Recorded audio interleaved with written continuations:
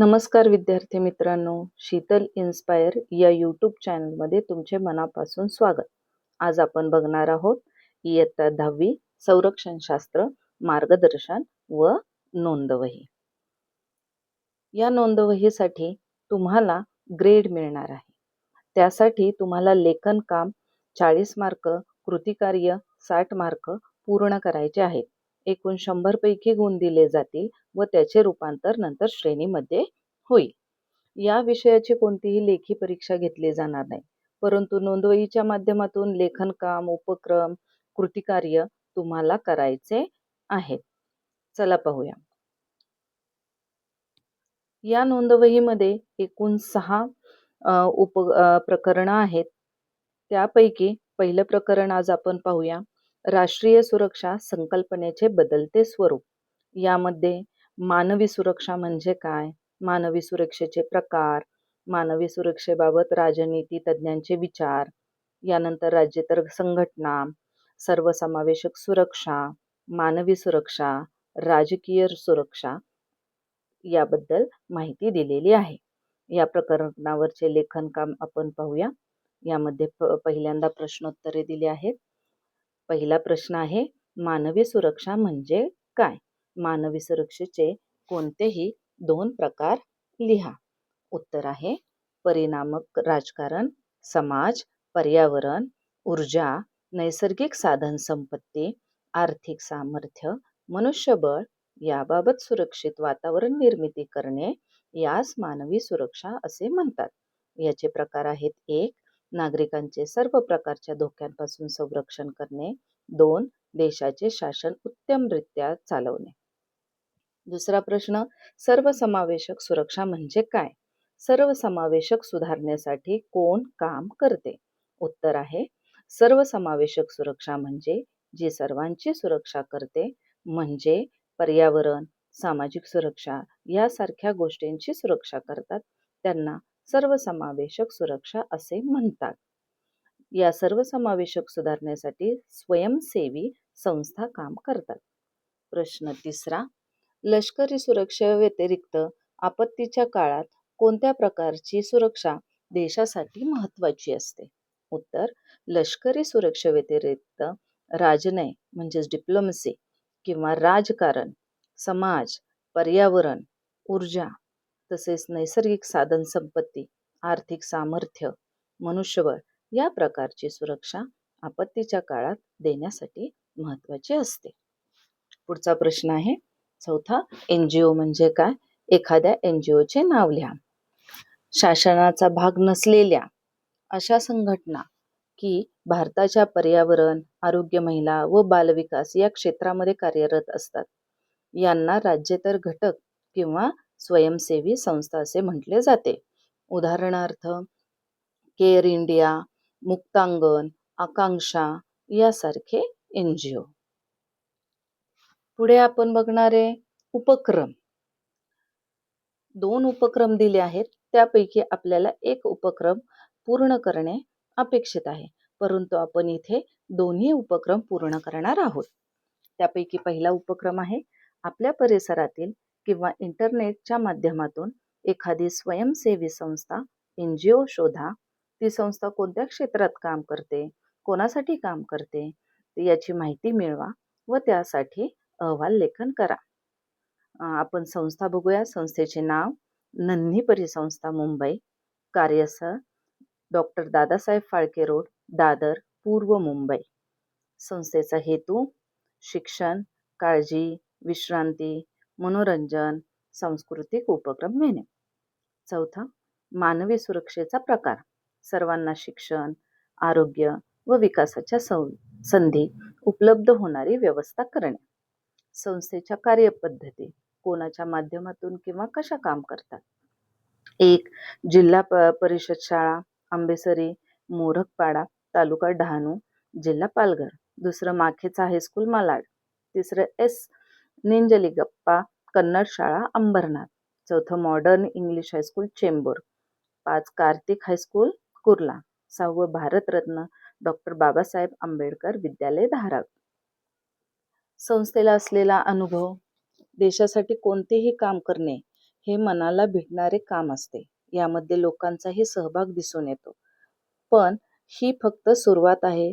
अजून बरेच काम करायचे आहे.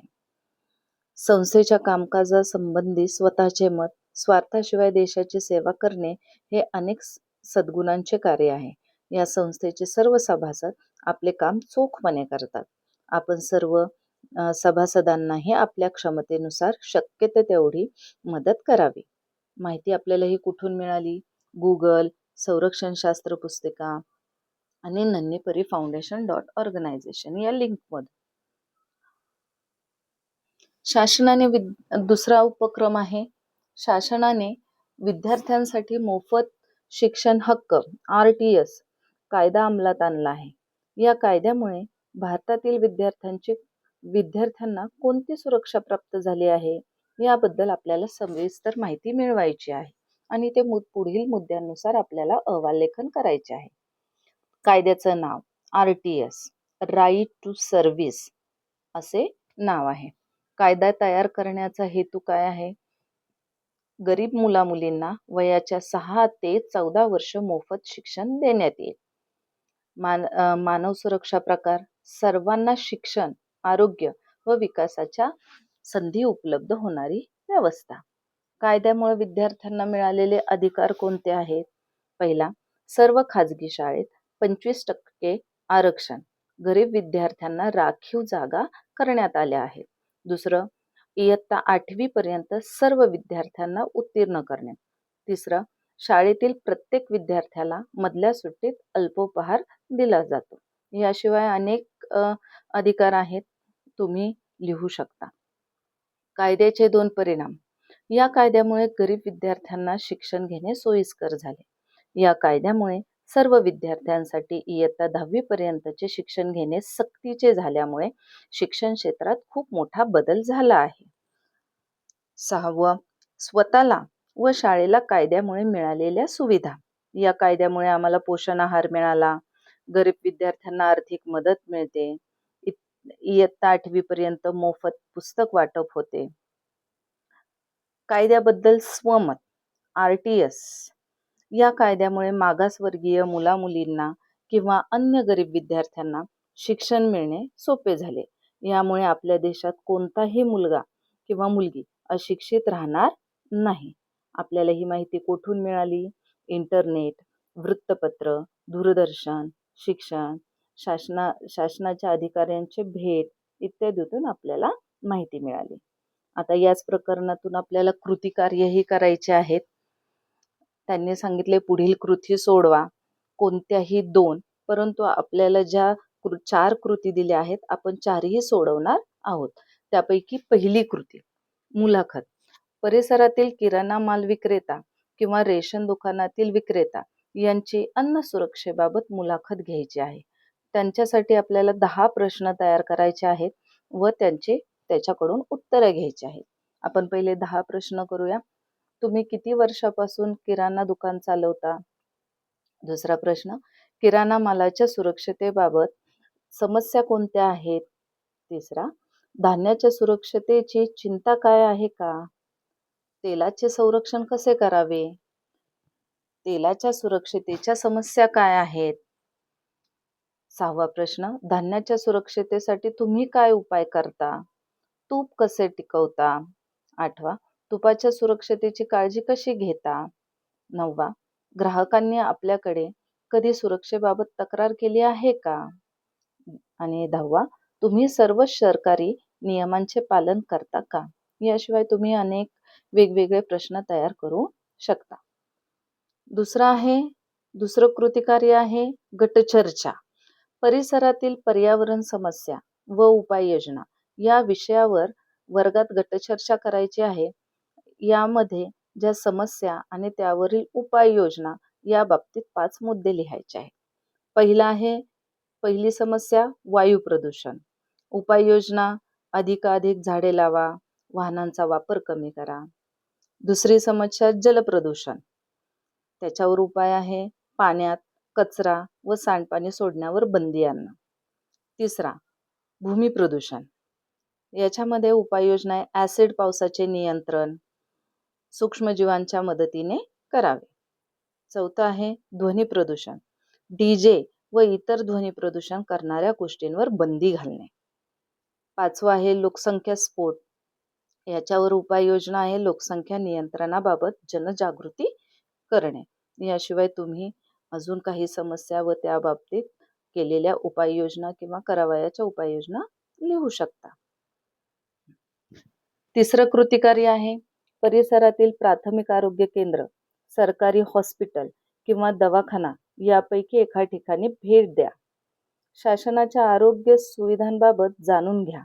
त्यामध्ये बालके, स्त्रिया, वृद्ध किंवा आर्थिक दुर्बल घटक यांच्यासाठी असणाऱ्या शासनाच्या योजना आपल्याला जाणून घ्यायच्या आहेत आणि त्या आपल्या शब्दामध्ये मांडायच्या आहेत. आपण एक योजना लिहूया त्यापैकी नवसंजीवनी योजना.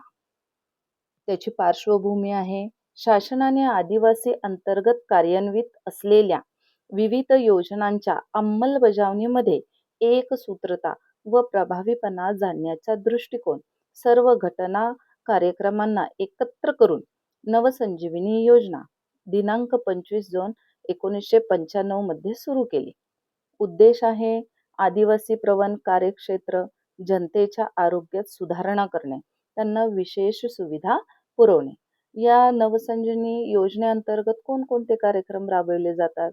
पहिलं मातृत्व अनुदान योजना, दुसरं पथक योजना, तिसरी बैठक योजना, चौथं पाणी नमुना तपासणी योजना. चौथं कृतिकार्य आहे एखाद्या राजकीय किंवा सामाजिक पुढाऱ्याची किंवा सरकारी अधिकाऱ्याची भेट घ्यायची आहे. भारतासमोरील राजकीय सामाजिक समस्याबद्दल त्यांचे विचार आपल्याला जाणून घ्यायचे आहे आणि त्यावर वर्गात चर्चा करायची आहे. आणि त्या समस्या सोडवण्यासाठी आपण काय उपाय सुचवाल ते पुढे आपल्याला लिहायचे आहे. आता समस्या शासकीय आणि सामाजिक कोणती आहे? तर पहिली आहे नक्षलवाद, दुसरी आहे आर्थिक बंदी, तिसरं आहे वाढती लोकसंख्या, चौथं आहे वाढती नागरीकरण, पाचवं आहे जातीभेद, सहावं स्त्री शिक्षण, 7 कौटुंबिक समस्या. याच्यावरील उपाययोजना 1 हम दो हमारे दो यासारख्या उपाययोजना राबवणे. देशाविषयी आदर आणि एकता नागरिकांच्या मनामध्ये रुजवणे. तिसरं खेड्यांमध्ये चला यासारख्या उपाययोजना राबवणे. चौथं शासनाने सर्वांना मोफत शिक्षण द्यावे. पाचवं सर्व जाती धर्मांमध्ये एकतेची भावना निर्माण करावी. हे झाले आपले 4 कृतिकार्य. आता यानंतर आहे मूल्यमापनाचा तक्ता. हे तुम्ही सर्व पूर्ण केल्यानंतर शिक्षक तुम्हाला लेखन कामाचे मूल्यमापन व कृतिकार्याचे मूल्यमापन 13 आणि 20 यापैकी मार्क देतील आणि ते शेवटच्या पानावरती आपले पकडले जातील. धन्यवाद.